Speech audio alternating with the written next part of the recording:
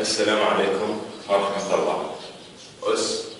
إن شاء الله اليوم راح أبدي شرح وياكم الحركات القتالية أو الحركات اللي تستفادون من عندها بالنزال، أو الوضعيات أو الوقفات اللي تستعملها في النزال، اللي هي الوقفة الأولى أشياء تكون هاي. أوكي؟ تكون رجلك اليسار على هذا المستوى أو المركز عليه، ورجلك المقدمة تكون هذا المستوى. نعم. هاي الوقفة شاتوكان الوقفة رقم 1. وقفة قتال حلوة، يعني تقدر تصد الضربات، تقدر كلش حلوة يعني هاي الوقفة.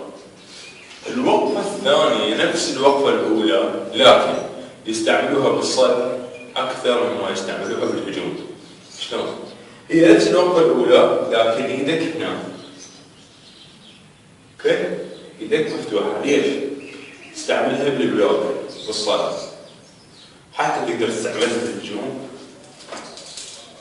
تقدر تستعملها الشكل اوكي، هكذا بالهجوم. اوكي، هاي وضعية الثانية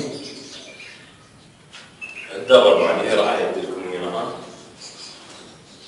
اوكي، نعم. اوكي، نعم. توقيعات.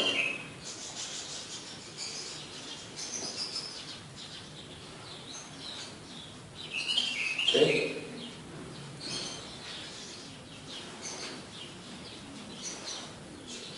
شكرا جزيلا لكم.